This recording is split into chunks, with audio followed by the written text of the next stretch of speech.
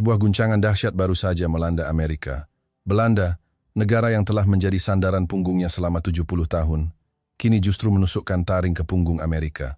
Presiden AS yang berkuasa menghina Angkatan Laut Belanda, menjatuhkan bom tarif pada Indonesia, dan menginjak-injak dua sekutu sekaligus.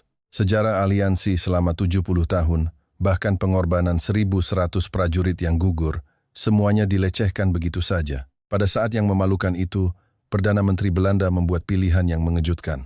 Di panggung KTT G7+, Perdana Menteri Belanda berdiri berdampingan dengan Presiden Indonesia dan mengumumkan aliansi senilai 200 miliar euro, setara 3.400 triliun rupiah. Sebuah pilihan yang mungkin akan mendatangkan sanksi finansial dan tekanan militer.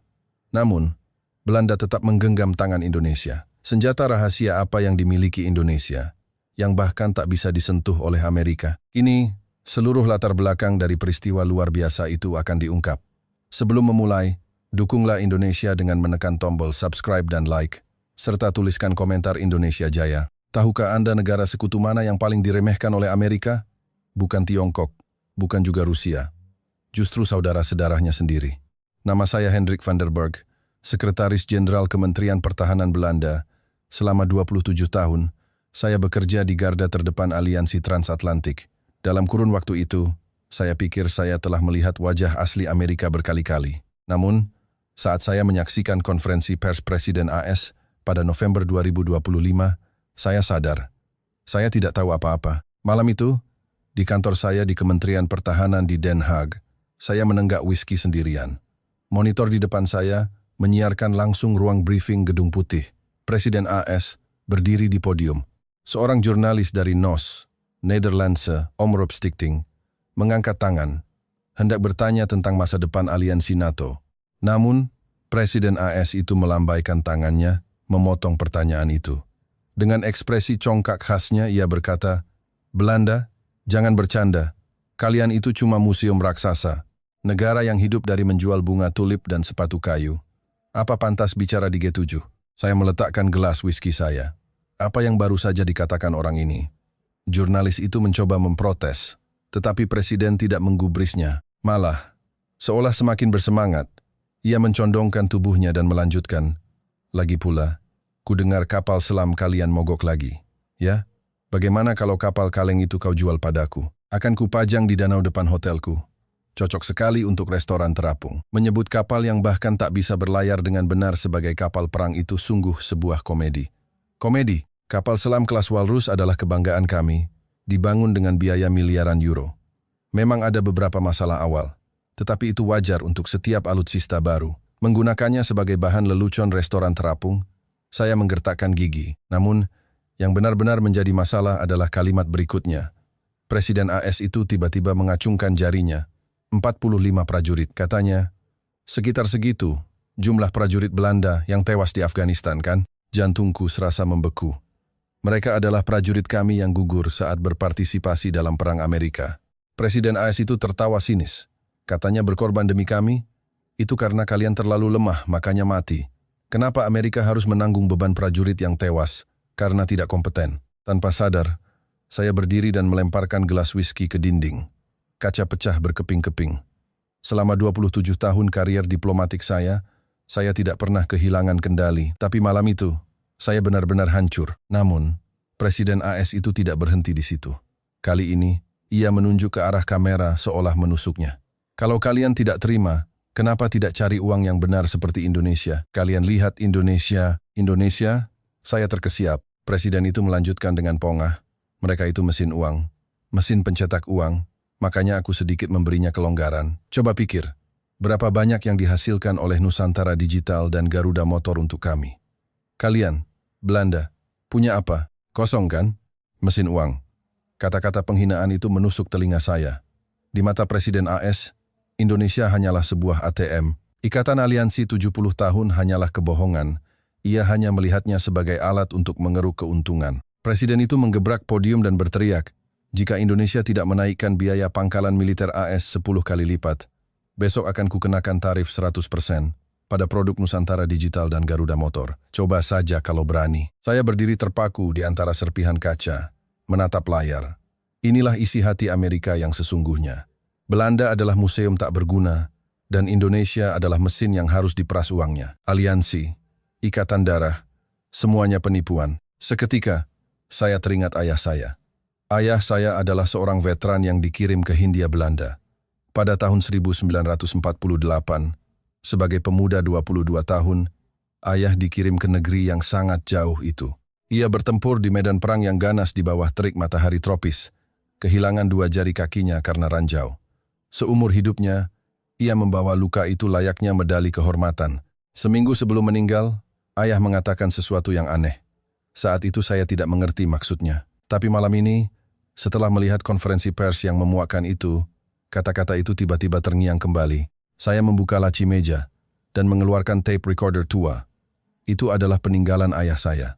Wasiat terakhir yang ia rekam, sesaat sebelum ajal menjemput. Dengan tangan gemetar, saya menekan tombol play. Di antara suara gemerisik, terdengar suara ayah saya. Suaranya lemah, tetapi sangat jelas. Hendrik, dengarkan baik-baik. Amerika itu pedagang. Di hadapan keuntungan, bahkan saudara-saudara pun akan mereka jual. Suara ayah terputus sejenak lalu berlanjut. Suatu saat nanti, akan datang hari di mana mereka membuang Belanda. Jika saat itu tiba, lihatlah ke timur, ke negara yang pernah coba kupertahankan dengan nyawaku, Indonesia. Negara itu akan menjadi raksasa. Rekaman itu berakhir. Saya menatap tape recorder dengan tatapan kosong. Ketika ayah saya berada di Indonesia, negara itu hanyalah puing-puing. Ia bercerita bahwa perang telah membakar hangus segalanya, anak-anak kelaparan berkeliaran di jalanan. Ayah sering memberikan jatah ransumnya kepada mereka. Ia tak pernah bisa melupakan pemandangan anak-anak kurus kering yang menjilati kaleng bekas hingga bersih. Tapi lihatlah Indonesia sekarang. Semikonduktor dari Nusantara Digital mendominasi dunia, dan mobil-mobil dari Garuda Motor merajai jalanan Eropa. Mereka menjadi salah satu kekuatan ekonomi terbesar di dunia, dan budaya pop mereka digandrungi di seluruh dunia. Negara monster yang bahkan oleh Presiden AS pun terpaksa diakui sebagai mesin uang. Bagaimana keajaiban seperti itu bisa terjadi dari puing-puing 70 tahun yang lalu? Saya membentangkan peta di atas meja. Jari saya melintasi Eropa, menuju ke timur, berhenti di sebuah kepulauan besar di bawah Tiongkok. Indonesia, tanah tempat ayah saya pernah menumpahkan darahnya. Saat itu, telepon dari kantor Perdana Menteri berdering. Panggilan darurat. Rapat kabinet mendadak akan diadakan pukul 8 pagi di Torrance untuk membahas respons terhadap pernyataan Presiden AS. Saya menutup telepon dan memandang keluar jendela. Di balik langit malam Den Haag, saya bisa melihat siluet samar Istana Perdamaian. Apakah kejayaan kerajaan Belanda kini telah menjadi cahaya redup yang jauh seperti itu? Namun, anehnya, perasaan yang muncul bukanlah keputusasaan. Wasiat ayah saya terus berputar di kepala saya. Lihatlah ke timur. Indonesia akan menjadi raksasa. Saya menelusuri kepulauan Indonesia di peta dengan jari saya. Negara kecil yang rapuh 70 tahun lalu, kini menjadi raksasa ekonomi yang bahkan Amerika, meski meremehkannya sebagai pohon uang, tidak berani macam-macam. Mungkin saja, sungguh, mungkin saja, mitra yang seharusnya kita gandeng sebagai pengganti Amerika, ada di sana. Keesokan paginya, pukul 7.50, saya berdiri di depan kediaman Perdana Menteri, Torrance di Binnenhof. Hujan gerimis khas Den Haag turun tanpa henti. Seorang pengawal memayungi saya, tetapi sia-sia. Hati saya sudah dilanda badai. Begitu pintu ruang rapat dibuka, suasana tegang langsung terasa. Menteri Pertahanan Jenderal, Pern, Arthur de Graaf, Menteri Luar Negeri, Menteri Keuangan, hingga Menteri Perdagangan, semua menteri kunci telah berkumpul. Wajah mereka semua pucat pasi, seolah berada di rumah duka. Perdana Menteri duduk di kursi utama. Senyum santainya yang biasa tak terlihat, kantung matanya tebal dan hitam. Jelas sekali ia tidak tidur semalaman. Begitu saya duduk, Menteri Pertahanan de Graaf angkat bicara. Pria ini adalah seorang veteran tulen yang telah mengabdi 27 tahun di militer. Seorang pahlawan dari misi perdamaian PBB, pria yang tak pernah gentar oleh apapun. Tapi hari ini, suaranya bergetar. Situasinya gawat. Tadi malam, ada pemberitahuan resmi dari Pentagon. De Graaf menghempaskan setumpuk dokumen ke atas meja. Pasokan suku cadang jet tempur F-35 dihentikan total. Ekspor peralatan penting untuk perbaikan kapal selam kelas Walrus dilarang. Dan mereka mengancam akan mengenakan tarif balasan 45% pada keju dan bunga dari Belanda. Ruang rapat bergemuruh. Saya merasa jantung saya jatuh. F-35, jet tempur siluman generasi kelima seharga 150 juta euro per unit. Tulang punggung Angkatan Udara Kerajaan Belanda. Masalah fatalnya adalah dari mesin hingga perangkat lunak, semuanya buatan Amerika. Jika mereka menghentikan pasokan suku cadang, jet tempur kami hanya akan menjadi pajangan besi tua. Menteri Luar Negeri menggelengkan kepala. Gila, bagaimana bisa mereka melakukan ini pada sekutu? De Graaf tersenyum pahit. Bagi Presiden AS saat ini, tidak ada konsep aliansi, yang ada hanya untung dan rugi. Tidakkah Anda lihat konferensi pers kemarin? Dia menyebut kita museum. Menteri Keuangan memegangi dahinya. Tarif keju 45% akan menghancurkan industri susu di Friesland. Puluhan ribu orang akan kehilangan pekerjaan. Menteri Perdagangan juga menghela napas. Fasilitas gas di Laut Utara juga jadi masalah. Kontraktor Amerika mengancam akan membatalkan kontrak. Keamanan energi kita bisa goyah. Keheningan yang berat menyelimuti ruang rapat. Saya memandangi wajah para menteri satu persatu. Semuanya memasang ekspresi pecundang, wajah asli kerajaan Belanda yang selama 70 tahun hidup di bawah ketiak Amerika, kini terlihat jelas. De Graaf berkata dengan suara berat, "Perdana Menteri, secara realistis, kita tidak punya pilihan. Kita harus memohon pada Amerika. Jika yang mereka inginkan adalah uang, kita beri uang. Jika yang mereka inginkan adalah penghinaan, kita harus menelan penghinaan itu. Apakah kita punya kartu lain selain Amerika saat ini?" Saya menatap De Graaf. Sang pahlawan perang kini hendak bertekuk lutut. Itu menunjukkan betapa gentingnya situasi ini. Para menteri lain mengangguk setuju. Menteri Luar Negeri angkat bicara, "UI telah memalingkan muka dari kita sejak beberapa perselisihan dagang. Prancis justru mengambil kesempatan ini untuk merebut pasar pertahanan kita. Jerman sibuk dengan ekonominya sendiri. Tidak ada alternatif nyata selain Amerika." Menteri Keuangan setuju. Langkah terbaik adalah mengirim utusan khusus ke Gedung Putih dan bernegosiasi. Cari tahu apa yang diinginkan Presiden AS dan penuhi semaksimal mungkin. Tidak ada alternatif. Kata-kata itu menggema di ruangan. Saya meremas dokumen di saku saya. Materi yang saya siapkan semalaman tanpa tidur. Wasiat ayah saya tak bisa hilang dari kepala saya. Lihatlah ke timur. Indonesia akan menjadi raksasa. Saat itu, Perdana Menteri berdiri tegak. Ia menggebrak meja dengan kepalan tangannya. Bam! Ruang rapat hening seketika. Mata Perdana Menteri menyala-nyala. Sejak kapan kerajaan Belanda menjadi koloni Amerika? Suara Perdana Menteri bergemuruh. Apa kalian sudah gila? Presiden AS menghina kita sebagai museum, melecehkan para pahlawan kita yang gugur, dan sekarang menyandera ekonomi kita. Lalu yang harus kita lakukan adalah berlutut meminta ampun. Tepat pada saat itu, saya mengambil keputusan. Saya mengeluarkan sebuah map berwarna merah dari saku dan meletakkannya di atas meja. Dokumen dengan stempel sangat rahasia. Di sampulnya tertulis, analisis potensi, kerja, sama pertahanan dengan Indonesia. Pandangan semua menteri tertuju pada saya. De Graaf mengerutkan kening. Indonesia? Hendrik, apa kau sedang bercanda? Saya menggeleng. Saya tidak bercanda, Jenderal. Ini adalah data yang saya siapkan secara rahasia selama 6 bulan terakhir.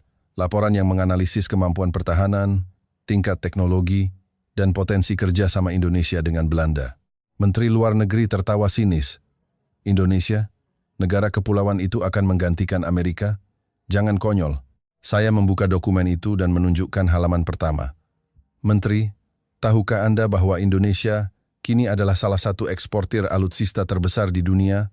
Mereka baru saja mengekspor 1.000 unit tank medium Harimau Hitam dan 600 pucuk meriam Swagrak Meriam Arwana ke sebuah negara besar di Timur Tengah.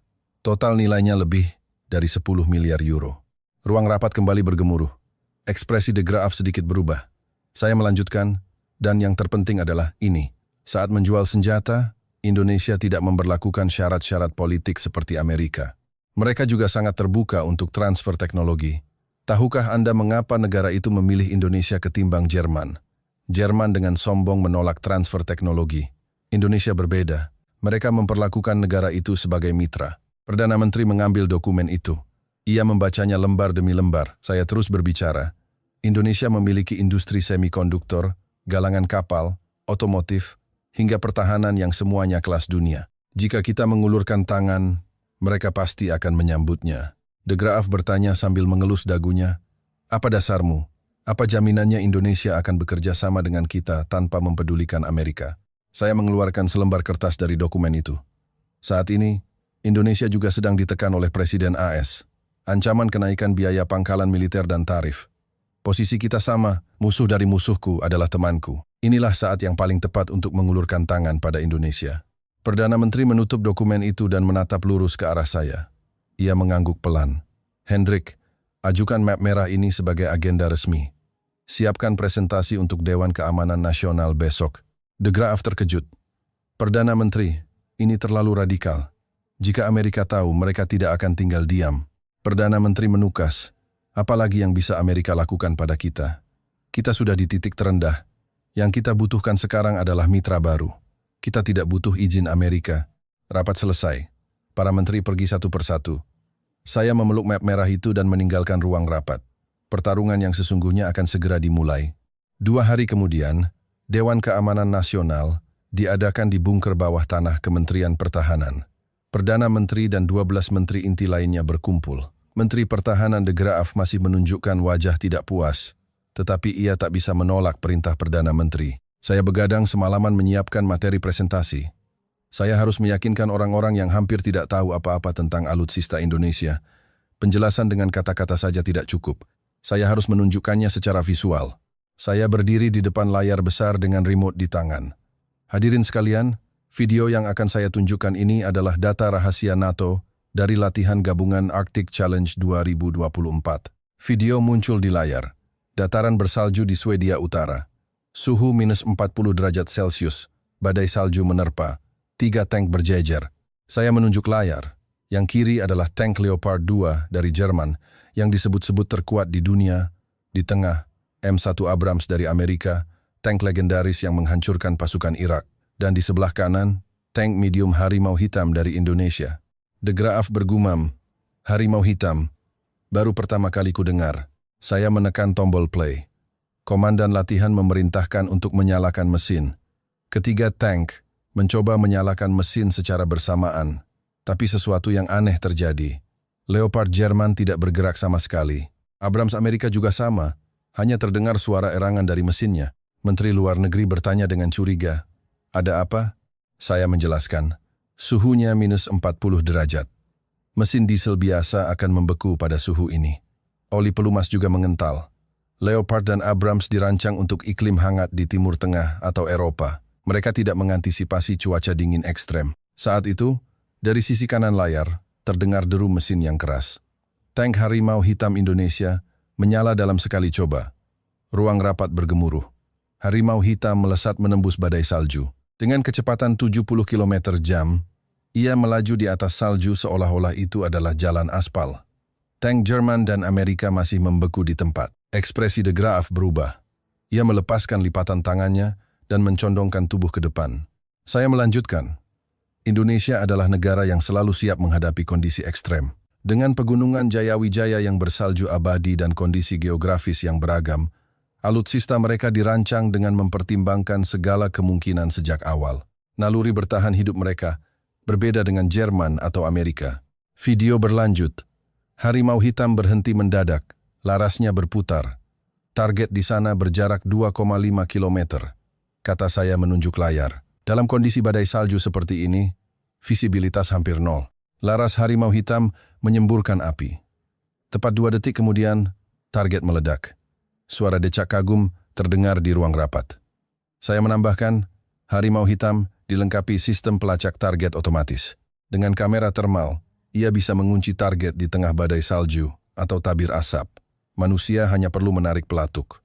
Tingkat akurasinya lebih dari 95%. De Graaf mengangkat tangan. Tunggu, video ini bukan rekayasa kan? Saya menggeleng. Ini adalah rekaman resmi latihan NATO. Saya sudah mengkonfirmasinya langsung dari Menteri Pertahanan salah satu negara Eropa Timur yang membeli tank ini. Perdana Menteri bertanya, berapa banyak tank yang dibeli negara itu? Saya menampilkan slide berikutnya. 1000 unit tank Harimau Hitam, 600 pucuk meriam swagerak meriam Arwana. Total nilai kontraknya lebih dari 10 miliar euro. Ini adalah salah satu kontrak ekspor alutsista tunggal terbesar dalam sejarah, 1000 unit. Angka itu terasa berat di ruangan. Menteri Keuangan bertanya, kenapa mereka membeli sebanyak itu? Jerman ada di sebelah mereka. Kenapa harus membeli tank dari belahan dunia lain? Saya menjawab dengan sigap. Pertanyaan bagus. Mau dengar jawabannya langsung? Saya menyalakan sistem panggilan video. Tak lama, wajah Menteri Pertahanan negara Eropa Timur itu, Tuan Kowalski, muncul di layar, terhubung langsung dari Warsawa. Tuan Kowalski, terima kasih. Kami sedang membahas alutsista Indonesia di Dewan Keamanan Nasional Belanda. Bisakah Anda berbagi pengalaman? Tuan Kowalski tersenyum. Sekjen van der Berg, suatu kehormatan. Sepertinya Belanda akhirnya membuka mata. Biar saya ceritakan kenapa saya memilih Indonesia. Ia mencondongkan tubuhnya. Negara kami bertetangga langsung dengan Rusia. Sejak perang di Ukraina dimulai, kami tidak bisa tidur nyenyak. Kami butuh tank secepatnya. Tahu apa kata Jerman saat kami datangi? Tunggu 3 tahun. 3 tahun. Sementara tank Rusia bisa melintasi perbatasan kami besok. Soal transfer teknologi, mereka bilang, lupakan saja. Orang Jerman memperlakukan kami seperti pengemis, bukan pelanggan. Jadi saya pergi ke Indonesia. Tahu apa kata mereka? Batch pertama akan kami kirim dalam 6 bulan. Transfer teknologi akan kami lakukan. Kami akan bantu membangun pabrik agar Anda bisa memproduksinya sendiri di dalam negeri. Mereka memperlakukan kami sebagai mitra. Ruang rapat hening. Ekspresi para menteri menjadi sangat serius. Kowalski melanjutkan. Dan soal performa di lapangan, tak perlu diragukan lagi. Anda lihat latihan NATO bulan lalu? Saat Leopard Jerman terjebak di lumpur, harimau hitam melaju 60 km, jam sambil menembak target sejauh 2 km dengan akurasi 100%. Prajurit kami bilang, ini bukan tank, ini kapal perang darat. De Graaf bertanya, bagaimana dengan sistem pertahanannya? Mata Kowalski berbinar. Tepat sekali, harimau hitam punya sistem pertahanan aktif. Saat rudal musuh datang, sistem akan otomatis mendeteksinya dan menembakkan proyektil pencegat. Rudal itu hancur di udara sebelum mencapai tank. Berapa banyak tank di dunia yang punya teknologi seperti ini? Saya menimpali. Menteri, adakah penyesalan selama bekerja sama dengan Indonesia? Kowalski tertawa terbahak-bahak. Penyesalan? Justru ini keputusan terbaik dalam hidup saya. Orang Indonesia selalu menepati janji. Jadwal pengiriman tidak pernah terlambat sehari pun. Jika ada masalah, teknisi mereka langsung terbang dan menyelesaikannya. Levelnya berbeda dengan Jerman atau Amerika. Sekjen van der Berg, gandenglah tangan Indonesia. Anda tidak akan menyesal. Saya jamin, panggilan video berakhir. Keheningan menyelimuti ruangan. Perdana Menteri perlahan membuka mulut. 1000 tank, 600 meriam. Itu hanya dari satu negara? Saya mengangguk. Benar. Dan sekarang Norwegia, Finlandia, Australia, hingga Mesir sedang mengantre. Industri pertahanan Indonesia adalah pasar terpanas di dunia saat ini. De Graaf menghela napas. Selama kita membuang-buang waktu mengkhawatirkan Amerika, negara lain sudah melesat sejauh itu. Saya menampilkan slide terakhir. Peta Indonesia dengan lokasi industri pertahanan utamanya. Hadirin sekalian, melihat adalah percaya. Saya akan terbang langsung ke Indonesia untuk memastikannya. Saya akan melihat galangan kapal, pabrik pertahanan, dan fasilitas riset mereka dengan mata kepala sendiri. Perdana Menteri mengangguk. Baik, Hendrik, berangkat besok pagi. Sampaikan niat tulus kita pada pihak Indonesia. Sambil membereskan materi, saya menjawab, siap, laksanakan. Saya akan kembali dengan hasil. Saat hendak keluar, De Graaf menahan bahu saya. Wajah jenderal veteran yang tadinya skeptis itu kini tampak serius. Hendrik, mungkin aku salah. Hati-hati di jalan. Saya mengangguk hormat dan berjalan menyusuri koridor. Besok, saya akan berada di pesawat menuju Jakarta. Menuju tanah yang 70 tahun lalu coba dikuasai oleh para pemuda Belanda, kini telah menjadi raksasa. Saya tiba di Bandara Soekarno-Hatta pukul 11 malam. Seorang atase pertahanan dari Kementerian Pertahanan Indonesia menjemput saya. Sebuah mobil hitam telah menunggu.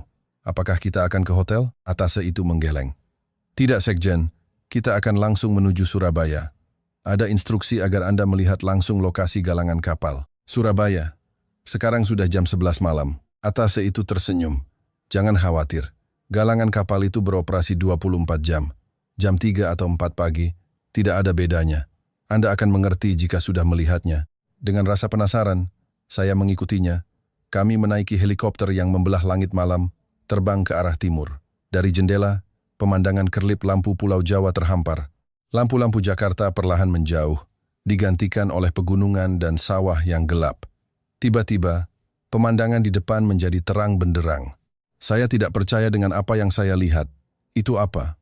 Pilot helikopter menjawab. Itu galangan kapal PT PAL, Sekjen. Saat itu pukul 2 pagi. Tapi pemandangan di bawah lebih terang dari siang hari. Puluhan dok raksasa bersinar terang.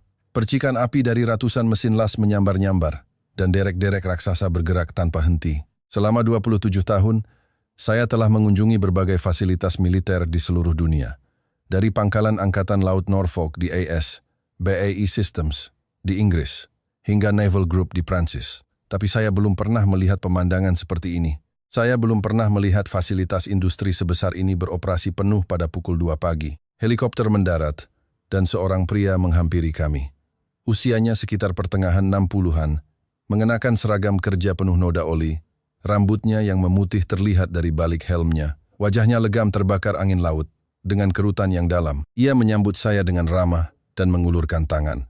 Saya Suryo, kepala lapangan di galangan ini. Selamat datang Pak Sekjen. Saya menjabat tangannya. Saya terkejut. Telapak tangannya kasar dan kapalan, seperti sarung tangan kulit. Dan jari kelingking tangan kirinya putus dari ruas kedua. Pak Suryo menyadari tatapan saya, menunjukkan tangannya. Oh ini? Kena jepit pelat baja waktu umur 26, waktu umur 40. Percikan las merusak pendengaran telinga kiri saya. Saya sudah 40 tahun bekerja di sini. Di sekujur tubuh saya, terukir jejak pembuatan kapal. Saya kehilangan kata-kata. Tangan saya, yang selama 27 tahun hanya memegang dokumen di balik meja di Kementerian Pertahanan Belanda, terasa memalukan. Pak Suryo berjalan di depan. Mari, lihat langsung lapangannya. Sekali melihat lebih baik dari 1000 kata. Saya mengikutinya masuk ke dalam dok. Dari dekat, skalanya lebih luar biasa. 4 dok raksasa, masing-masing panjangnya 400 meter dan lebar 80 meter, berjejer. Di setiap dok, kerangka kapal-kapal raksasa sedang dibangun. Derek raksasa setinggi 140 meter, lebih tinggi dari menara Euromas di Rotterdam, mengangkat blok-blok baja seberat ratusan ton seperti mainan. Pak Suryo menjelaskan, satu derek itu bisa mengangkat 900 ton. Tidak banyak galangan kapal di dunia yang bisa mengoperasikan derek seperti ini. Saya melihat sekeliling. Pukul 2 pagi, tetapi para pekerja bergerak seperti semut. Pak Suryo, apakah kalian tidak tidur di tengah malam begini? Bahkan dengan sistem shift, ini terlihat berlebihan. Pak Suryo tersenyum. Pak Sekjen, kami adalah bangsa yang pernah mengalami perang kemerdekaan. Kami kehilangan segalanya 70 tahun lalu. Dari puing-puing itu, kami bangkit dengan tangan kosong. Tahu apa yang terjadi jika kami tidur? Saya menggeleng. Pak Suryo menatap saya lurus. Jika kami tidur, mitra kami tidak akan bisa tidur. Pemilik kapal akan cemas. Pedagang yang harus mengangkut barang akan gelisah. Tahu apa artinya tenggat waktu? Itu bukan sekadar janji. Itu nyawa saya. Lebih baik saya yang tumbang daripada melanggar tenggat waktu. Itulah janji orang Indonesia. Dada saya terasa hangat. Pak Suryo menunjuk ke seluruh area dok. Di galangan ini, dalam setahun kami memproduksi kapal dengan total tonase 24 juta ton. Seluruh galangan kapal di Belanda, jika digabungkan hanya 500.000 ton per tahun, kami memproduksi 48 kali lipat lebih banyak. 48 kali lipat. Saya mencerna angka itu. Sulit dipercaya. Pak Suryo melanjutkan. Saya dengar cerita tentang galangan kapal di negara Anda. 35 jam kerja seminggu. Mogok kerja sudah biasa. Membuat satu kapal selam butuh 10 tahun. Kami membuat kapal selam hanya butuh 3 tahun. Fregat hanya 2 tahun. Tahu kenapa perbedaannya sejauh ini? Pak Suryo menepuk dadanya. Rasa urgensinya berbeda. Belanda sudah menguasai lautan selama ratusan tahun. Kalian bisa santai karena merasa nyaman. Tapi kami hidup di negara yang sadar ancaman bisa datang kapan saja. Kami tidak bisa lengah sedetik pun. Rasa urgensi itulah yang membuat galangan ini bergerak 24 jam. Saya melihat lagi ke arah dok. Percikan api las menghiasi langit malam. Pukul 3 pagi, tetapi semangat kerja di sini tidak pernah padam. Lihat ke sana, kata Pak Suryo menunjuk dok lain. Itu fregat pesanan Australia. Jadwalnya selesai Juni tahun depan, tapi kami percepat menjadi Maret. Angkatan Laut Australia sangat berterima kasih. Jadwalnya dipercepat, biasanya justru terlambat. Pak Suryo tersenyum. Kami tidak pernah terlambat. Mungkin lebih cepat, tapi tidak pernah terlambat. Itulah reputasi galangan kapal Indonesia. Saya mengeluarkan ponsel dari saku. Tangan saya gemetar. Saya tahu saya harus membuat keputusan saat ini juga. Saya menelepon nomor yang diberikan oleh Kemhan Indonesia. Setelah 3 kali dering, telepon diangkat. Halo? Tuan utusan khusus. Saya Hendrik van der Berg dari Kemhan Belanda. Saya sedang berada di galangan kapal PT PAL di Surabaya. Ada jeda sejenak di seberang telepon. Lalu suara yang tenang dan berwibawa terdengar. Saya Budi Santoso, Sekjen. Anda sampai ke galangan kapal tengah malam. Bagaimana menurut Anda? Saya menatap pemandangan di depan saya dan menjawab, Tuan Budi, saya punya permintaan. Datanglah ke Den Haag. Mari kita mulai negosiasi. Terdengar tawa kecil. Sekjen, sepertinya Anda berubah pikiran setelah melihat langsung. Baiklah, sampai jumpa di Den Haag minggu depan. Saya menutup telepon. Pak Suryo menatap saya, senyum cerah terkembang di wajahnya yang letih. Keputusan yang bagus, Pak Sekjen. Kami adalah orang-orang yang menepati janji. Jika Belanda mengulurkan tangan, kami akan menyambutnya dengan kedua tangan. Saya kembali menjabat tangan Pak Suryo yang kapalan. Kali ini, lebih erat. Fajar mulai menyingsing. Di balik derek-derek raksasa, cahaya kemerahan mulai tampak. Malam ini akan berakhir.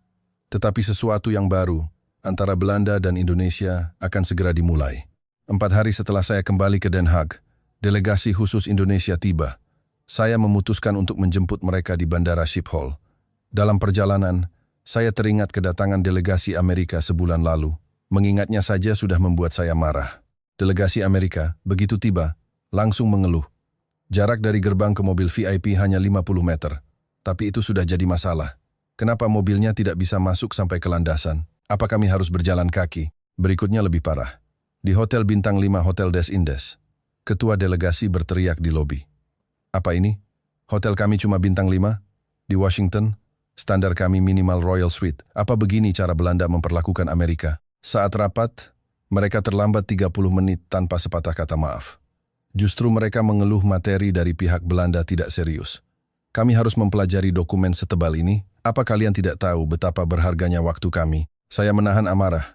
Setelah mereka pergi, saya melihat salah satu staf kementerian menangis di toilet. 3 hari, ia menelan segala macam penghinaan. Hari ini, saat menjemput delegasi Indonesia, saya merasa tegang. Bagaimana orang Indonesia? Pak Suryo di Surabaya sangat mengesankan, tetapi diplomat mungkin berbeda. Pesawat delegasi Indonesia mendarat. Saya menunggu di depan gerbang kedatangan. Tak lama, mereka muncul. Di barisan depan, berdirilah Budi Santoso. Usianya sekitar awal 50-an. Mantel hitam rapi dengan syal abu-abu. Wajahnya tenang, tapi tatapan matanya tajam. Saya mendekat dan mengulurkan tangan. Sekjen van der Berg. Selamat datang di Belanda. Budi Santoso menjabat tangan saya dengan kedua tangannya. Hangat dan tulus. Bukan jabat tangan ala kadarnya seperti delegasi Amerika. Budi Santoso, terima kasih sudah repot-repot menjemput Sekjen. Den Haag cukup dingin ya. Saya menunjuk ke arah mobil. Kami akan mengantar Anda ke hotel. Silakan beristirahat sebelum negosiasi besok. Tetapi Budi Santoso menggeleng. Sekjen, mohon maaf. Ada tempat yang ingin kami kunjungi lebih dulu. Kemana? Sambil memandang rintik hujan di luar jendela, ia berkata, saya dengar ada monumen Hindia di dekat sini. Monumen untuk para korban perang di masa lalu. Kami ingin ke sana dulu. Monumen Hindia? Saya terdiam sejenak. Bahkan tidak banyak orang Belanda yang tahu monumen itu. Tapi seorang utusan dari Indonesia mengetahuinya. Baiklah, saya akan antar Anda. Mobil menuju monumen. Hujan semakin deras.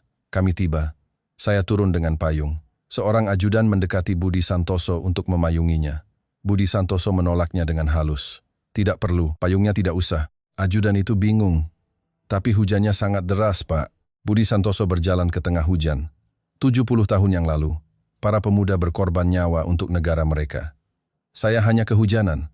Bagaimana mungkin saya berlindung dari hujan di hadapan mereka? Dada saya kembali terasa hangat. Budi Santoso berjalan menuju monumen.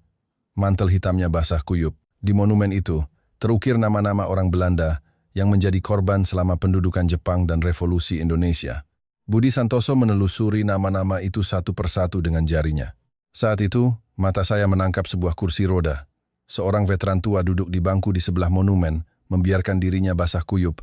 Beliau adalah veteran perang kemerdekaan berusia 90-an. Saya pernah dengar ia selalu mengunjungi monumen ini setiap tahun. Budi Santoso menyadari kehadiran veteran itu.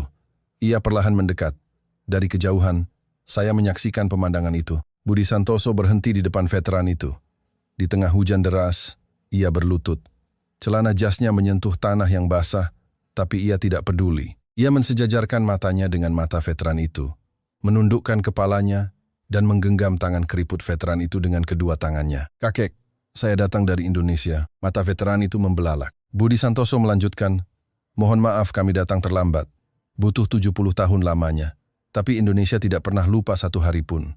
Tahukah kakek bagaimana nasib negara yang dulu menjadi medan perang Anda? Negara itu kini menjadi salah satu kekuatan ekonomi dunia. Pengorbanan Anda tidak sia-sia, dan hari ini Indonesia akan membuktikannya." Air mata mengalir dari mata veteran itu bercampur dengan air hujan. Bibirnya yang pucat bergetar. Dengan suara lirih ia berkata, "Terima kasih, sungguh terima kasih. Anak-anak waktu itu, apakah mereka selamat?" Budi Santoso menggenggam tangan itu lebih erat. "Iya, kek. Anak-anak itu sekarang sudah dewasa. Dan kami datang untuk membalas budi." Saya tidak tahan lagi. Air mata mengalir di pipi saya. Saya teringat lagi delegasi Amerika yang arogan. Dan sekarang, pemandangan di depan saya. Seorang utusan khusus Indonesia, berlutut di tengah hujan deras, menggenggam tangan seorang veteran dari negara yang pernah menjadi musuhnya. Inilah perbedaan kelas. Mana yang merupakan sekutu sejati? Negara yang datang dengan kesombongan, atau negara yang datang dengan kerendahan hati, dan berlutut di tengah hujan? Budi Santoso perlahan berdiri. Jasnya basah kuyup, lutut celananya berlumpur. Tapi wajahnya tampak lega. Saya melipat payung saya dan berjalan menghampirinya. Saya merasa malu jika hanya saya yang berlindung dari hujan. "Tuan Budi, saya sangat terharu. Saya tidak akan pernah melupakan pemandangan ini seumur hidup saya." Budi Santoso merapikan rambutnya yang basah. "Sekjen, ini bukan untuk pertunjukan. Ini adalah hal yang sudah seharusnya dilakukan.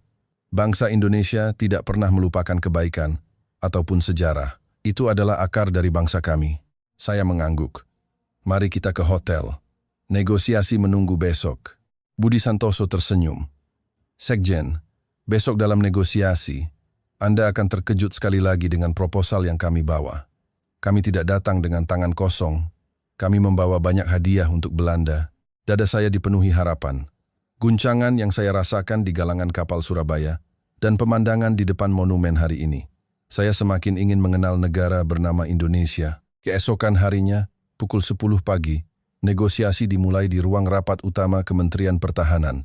Dari pihak Belanda, Perdana Menteri, Menteri Pertahanan de Graaf, dan semua menteri kunci hadir. Pihak Indonesia dipimpin oleh Budi Santoso, dengan 15 orang anggota delegasi. Suasana tegang. Sebagian besar menteri Belanda masih setengah percaya pada Indonesia. Menteri de Graaf membuka pembicaraan. "Tuan Budi, terima kasih atas kunjungan Anda ke monumen kemarin. Kami sangat terharu. Tapi hari ini, kita harus bicara bisnis. Apa yang bisa Indonesia tawarkan untuk Belanda?" Budi Santoso mengangguk.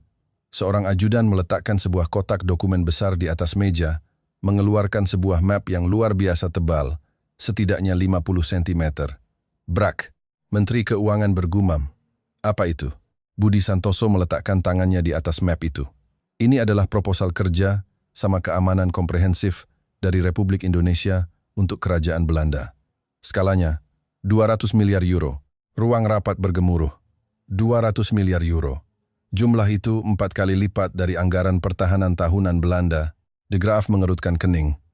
200 miliar euro? Tuan Budi, Anda pasti bercanda." "Saya tidak bercanda, Jenderal. Izinkan saya jelaskan secara rinci." Budi Santoso membuka map itu. Halaman pertama bergambar kapal selam. Pertama, pengembangan bersama kapal selam bertenaga nuklir generasi berikutnya. Indonesia memiliki teknologi kapal selam konvensional yang sangat senyap. Jika digabungkan dengan teknologi propulsi nuklir Belanda, kita bisa menciptakan kapal selam paling mematikan di dunia. Skala investasi, 50 miliar euro. Para menteri saling berpandangan. Halaman berikutnya. Jet tempur. Kedua, pengembangan bersama jet tempur, siluman generasi ke-6. Indonesia sudah mandiri dalam mengembangkan jet tempur generasi 4.5. Dengan teknologi ini sebagai dasar, jika digabungkan dengan program jet tempur masa depan Eropa, kita bisa menciptakan jet yang melampaui F-35. Skala investasi, 70 miliar euro. Ekspresi de Graaf menjadi serius. Budi Santoso melanjutkan. Ketiga, pembangunan bersama sistem pertahanan antariksa, termasuk satelit mata-mata, peringatan dini rudal, dan jaringan komunikasi berbasis ruang angkasa, Skala, 30 miliar euro. Keempat, berbagi teknologi enkripsi kuantum. Skala, 20 miliar euro. Selain itu, ada lebih dari 100 item kerja sama lainnya. Mulai dari keamanan siber, teknologi drone, hingga riset rudal hipersonik. Totalnya 200 miliar euro. Keheningan melanda. Menteri Luar Negeri mengangkat tangan. Tuan Budi, terus terang saja, ini terlalu bagus untuk menjadi kenyataan. Tidak ada yang gratis di dunia ini. Apa yang Indonesia inginkan? Apakah kalian hanya ingin mencuri teknologi kami? Budi Santoso tersenyum. Pertanyaan yang bagus, Menteri. Wajar jika Anda curiga. Ia memberi isyarat pada ajudannya.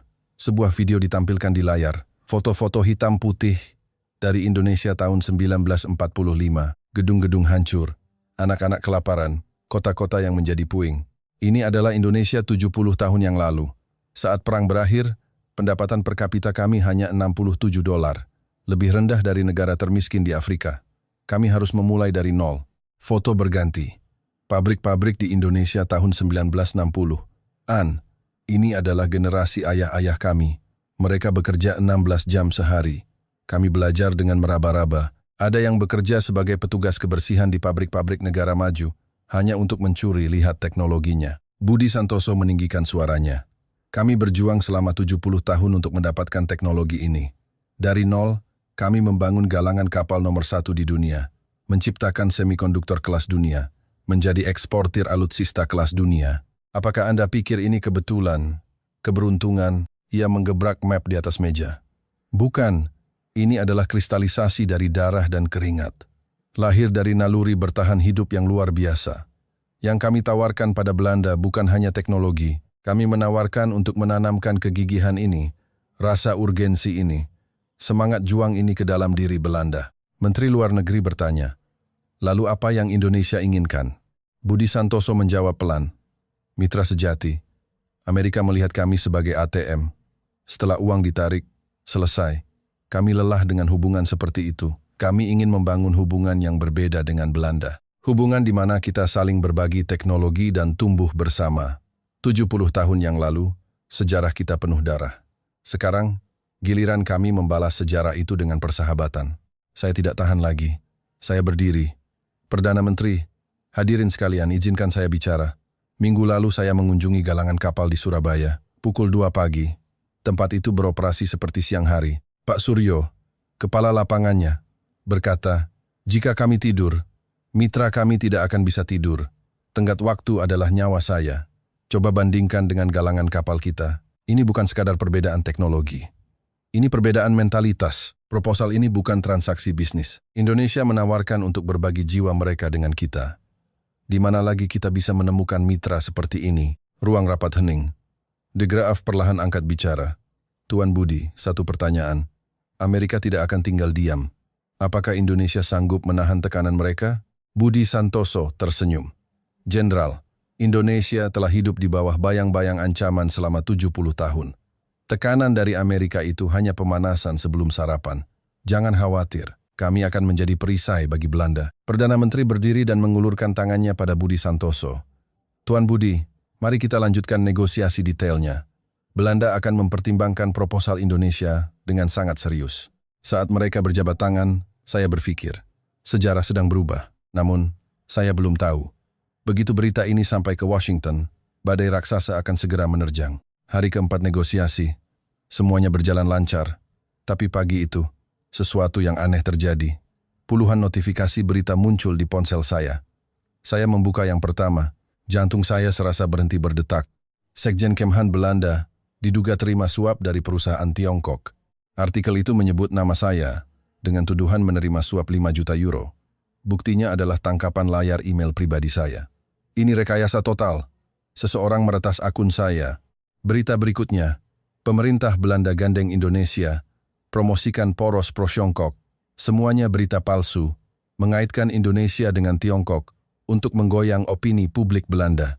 Saya tahu siapa pelakunya. Amerika. Begitu sampai di kantor, suasana ricuh. Menteri De Graaf menyerbu ruangan saya. Hendrik, apa yang terjadi? Sebelum saya bisa menjawab, ajudan masuk. Sekjen, Jenderal, panggilan darurat dari Torenje. Anda berdua diminta segera datang. Di Torenje, Perdana Menteri tampak sangat marah. Di tengah ruangan, berdiri seorang pria asing yang tidak saya kenal. Hendrik, kenalkan. Ini Michael Wayne, penasihat keamanan nasional Gedung Putih. Dia datang tanpa pemberitahuan. Wayne menyeringai. Ayolah, Perdana Menteri. Antar teman tidak perlu pemberitahuan, kan? Wayne langsung ke pokok masalah. Kami mendapat informasi Belanda bekerja sama dengan Indonesia. Pemerintah Amerika memandang ini sebagai masalah yang sangat serius. De Graaf membalas, dengan siapa kami bekerja sama adalah kedaulatan kami. Wayne tertawa sinis. Kedaulatan? Jenderal, apa yang bisa Belanda lakukan tanpa Amerika? Kami bisa melumpuhkan ekonomi Anda dalam 48 jam. Ia mendekati Perdana Menteri. Pesan dari Presiden AS, batalkan semua negosiasi dengan Indonesia dalam 48 jam. Jika tidak, kami akan melumpuhkan sistem keuangan Anda. Wajah Perdana Menteri memerah. Wayne berbalik hendak pergi, tapi Perdana Menteri menghentikannya. Tunggu, suaranya dingin. Penasihat, kau pernah belajar sejarah? Pada tahun 1940, Hitler mengancam akan membakar Rotterdam dan Amsterdam. Dia meminta kami menyerah. Tahu apa yang dikatakan ratu kami saat itu? Wayne diam. Perdana Menteri meninggikan suaranya. Kami tidak akan pernah menyerah. Kami akan bertarung di pantai. Kami akan bertarung di darat. Kami akan bertarung di kota-kota kami. Hitler saja tidak bisa mematahkan semangat kerajaan Belanda. Kau pikir gertakan seorang pebisnis bisa? Wajah Wayne menegang. Perdana Menteri menunjuk pintu. 48 jam katamu. Baiklah, tunggu dan lihat jawaban Belanda. Sekarang, enyahlah. Setelah Wayne pergi, keheningan mencekam. De Graaf bertanya, Perdana Menteri, apakah kita akan baik-baik saja? Perdana Menteri memotongnya, lalu menatap saya. Hendrik, siapkan penandatanganan. Apa, Pak? Siapkan penandatanganan perjanjian dengan Indonesia, katanya tegas. Malam ini, kita akan menyeberangi sungai Rubicon. De Graaf cemas. Amerika benar-benar bisa menjatuhkan sanksi finansial. Aku tahu, jawab Perdana Menteri. Tapi jika kita menyerah, kita akan selamanya menjadi budak. Lebih baik bertarung dan kalah dengan terhormat. Aku tidak mau sejarah mencatat kerajaan Belanda bertekuk lutut pada ancaman Amerika. Hubungi Budi Santoso. Kita akan mengumumkannya di KTT G7+ besok. Di depan seluruh dunia, Aliansi Belanda Indonesia. Saya menunduk hormat. Siap, laksanakan. Di arena KTT G7+ di Quebec, Kanada, 500 jurnalis dari seluruh dunia berkumpul. Di atas panggung, Perdana Menteri Belanda dan Presiden Indonesia berjalan berdampingan.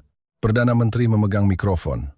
Hari ini, Belanda membuat pengumuman bersejarah. Kerajaan Belanda secara resmi membentuk aliansi keamanan strategis komprehensif dengan Republik Indonesia. Gedung bergemuruh. Anda mungkin bertanya, kenapa Indonesia? Kenapa bukan sekutu tradisional? Jawabannya sederhana. Kami tidak memilih teman yang bertindak sebagai tuan, tapi kami memilih sahabat sejati yang mau berbagi payung di tengah hujan. Di sudut ruangan, delegasi Amerika berdiri. Wayne berteriak, ini pengkhianatan. Belanda akan membayarnya.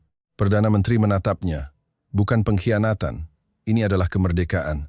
Kerajaan Belanda bukan koloni siapapun. Wayne dan delegasi Amerika keluar, membanting pintu. Hening sejenak. Lalu, tepuk tangan membahana. Dimulai dari delegasi Prancis, menyebar ke Jerman, Italia, dan Kanada. Presiden Indonesia mengambil mikrofon. 70 tahun yang lalu, sejarah kelam mengikat kedua negara kita. Ratusan ribu nyawa melayang. Indonesia tidak pernah melupakan sejarah itu. Hari ini, Indonesia datang untuk membayar utang sejarah itu dengan persahabatan. Ketika Belanda menghadapi kesulitan, Indonesia akan bertarung bersama. Kita sekarang adalah saudara. Bendera Belanda dan Indonesia diturunkan berdampingan di belakang panggung. Di pesawat kembali ke Den Haag, saya mengeluarkan dompet. Di dalamnya ada foto usang ayah saya. Foto hitam putih. Ayah saya yang berusia 22 tahun tersenyum di sebuah desa di Jawa. Di sebelahnya, berdiri seorang anak Indonesia kurus kering, memeluk kaleng biskuit yang diberikan ayah saya. Saya mengelus foto itu. Ayah, kau lihat. Wasiatmu menjadi kenyataan. Amerika meninggalkan kami, dan kami melihat ke timur. Indonesia telah menjadi raksasa. Ayah, negara kecil dan miskin yang pernah kau lihat. Negara di mana anak-anak kelaparan menjilati kaleng bekas telah menjadi raksasa.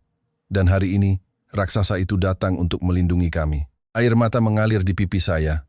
Ayah pasti telah melihat sesuatu di mata orang-orang Indonesia saat itu.